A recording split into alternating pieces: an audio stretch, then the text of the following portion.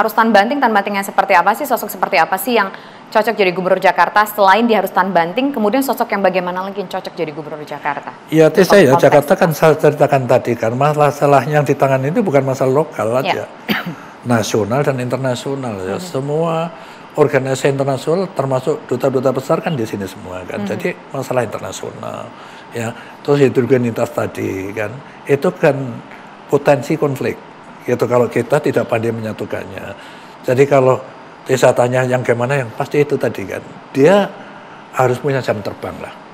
Artinya jam terbang harus punya jam terbang pernah itu memimpin satu organisasi syukur-syukur kalau itu pemerintahan daerah gitu kan. Nah itu kan, jadi dia sudah ngerti lah masalah dihadapin. Nah terus dia juga harus punya kemampuan atau sifat yang menyatukan. Contoh sederhana ginilah, dengan keadaan kayak gitu maka saya sebagai gubernur, kalau ada undangan paguyuban ya, paguyuban kan mulai dari Aceh, kan orang Batak, orang Minang, ada paguyuban yang undang itu, aku pasti datang. Begitu juga kalau ada perayaan agama, ya, agama apapun termasuk Buddha, Konghucu, aku mesti datang. Supaya mesti aku Muslim, orang Jawa gitu kan, orang Batak, orang Papua, orang Minang juga nganggap aku juga gubernurnya karena aku dekat dengan mereka. Begitu juga mesti aku Muslim, agama-agama lain nganggap aku. Karena kalau terjadi konflik, aku dapat manggil mereka, gitu kan. Jadi sekali lagi saya rasa ini adalah seni memimpin saja gitu. Jakarta kan dulu pernah punya persoalan konflik identitas, Bang. Iya, memang betul. Aku awal-awal lagi menjabat kan ada ledakan bom di gereja-gereja dan itu aku lagi belajar jadi gubernur itu waktu itu kan. Jadi itu saya pelajari betul mengapa ini terjadi. Ya itu tadi, itu kita harus mampu menyatukan. Maka saya buat forum, aku singkatannya lupa, tetapi itulah tokoh Muslim, tokoh semua agama itu tak bikin satu komunitas gini. Kalau terjadi konflik ini dengan di daerah gitu kan, di daerah lain kan, aku cepet mengumpulkan mereka, cegah di sini jangan sampai terjadi. Karena dampak yang ditimbulkan dengan daerah dan terjadi di ibu kota beda. Karena ini barometer nasional, harus kita jamin keamanannya, jangan sampai terganggu dan menjadi cerita keluar, sehingga image Indonesia bukan Jakarta, Indonesia ini image-nya lalu melalui Jakarta, terbawa gitu. Bang, kalau bicara soal pemimpin yang tahan banting tadi Abang bilang yang cocok untuk memimpin Jakarta, background yang cocok itu yang seperti apa sih? Apakah background seorang politisi juga, atau mungkin seorang yang berasal dari TNI Polri, atau mungkin punya background teknokrat, atau mungkin background apa, Bang? Kalau saya nggak melihatnya dari situ ya memang semua background itu pasti ada lebih kurangnya ya. Tentara misalnya kan, jangan salah, bukan tentara itu semua kenceng semua, ada yang lemah lembut juga ada gitu kan. Begitu juga orang sipil yang tutup keras banget gitu juga ada lah. Gitu kan, berani gini, contohnya Ahok lah gitu kan. Ahok kan terkenal gini kan, berani dia contohnya lah gitu kan. Jadi yang paling penting gini, Pak Gubernur DKI itu tadi dia, ini heterogenitasnya amat tinggi. Ini adalah miniaturnya Indonesia, jadi harus pandai-pandai menyatukan, terus monitor terus. Begitu ada konflik antar suku gitu, lah paguyuban suku ini saya kumpulkan gitu, pasti tahu, amankan masing-masing, jangan terprovokasi.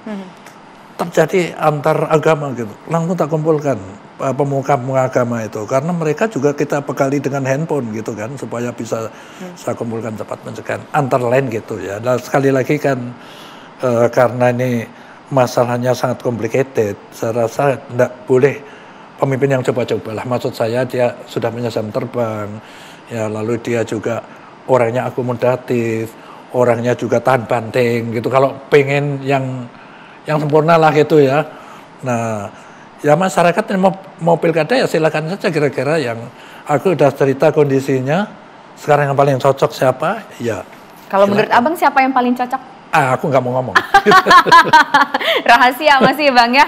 Baiklah pemirsa, kami akan kembali sesaat lagi. Menyambung yang tadi kita masih bicara soal calon pemimpin Jakarta. Saya akan sebutkan masing-masing satu nama ini dan Abang cukup menyampaikan apa yang teringat dari pikiran Abang atas nama yang saya sebutkan. Pertama Ridwan Kamil. Enggak, kamu tanya kok aneh-aneh kan gitu kan? Jawab aja Bang. Kalau menurut Abang, satu kata. Iya, satu kata aja. Kalau mau lebih juga nggak apa-apa. Ya. Bang Yos, kumaha damang? Nah itu kan, kalau ketemu aku ngomong gitu soalnya. Yang lain nggak ada?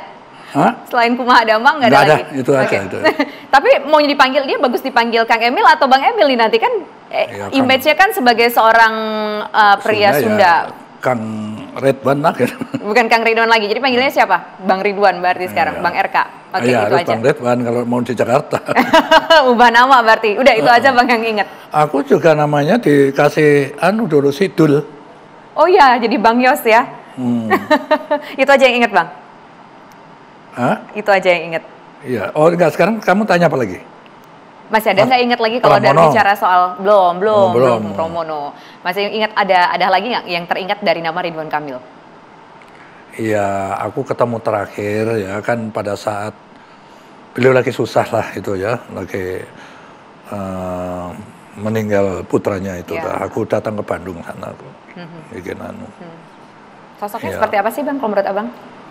Iya ya dia kan memang apa namanya waktu itu kan gubernur ya, aku mantan gubernur jadi ngomong cerita-cerita tanya-tanya kan biasa saja gitu. Udah waktu itu beberapa waktu yang lalu terlepas maksudnya bukan bicara soal tentu ketika lagi berduka gitu nggak mungkin ngomongin politik, nggak mungkin ngomongin mau jadi gubernur Jakarta atau enggak gitu. Tapi pernah dengar nggak yang bersangkutan mau jadi calon gubernur Jakarta sebelum ada spanduk yang kita ingat OTW to Jakarta? Oh enggak ada. Justru saya memprediksi tadinya Kamil itu nyalonkan di Jawa Barat kan. Karena begini ya, semua incumbent itu sebenarnya memperoleh keuntungan kan. Gitu dia sudah dikenal ya, sudah punya jaringan gitu kan. Saya kaget juga tiba-tiba ternyata ke Jakarta gitu. Mestinya ada pertanyaan lanjutnya, kenapa Jakarta menjadi sangat menarik gitu kan? Udah ditanyain tadi. Kalau untuk Kang Emil menurut Bang Yos kenapa begitu menarik? Ya tadi kan, jadi gubernur DKI itu siapa sajalah coba. Kan ini sebagai bantu loncatan sebenarnya Jakarta ini. Karena dia akan termuat di berita terus-terusan. Aku selama 10 tahun sampai kenyang aku. Nggak pernah di koran dengan nggak berita saya, cuman berita saya tidak semua bagus gitu kan.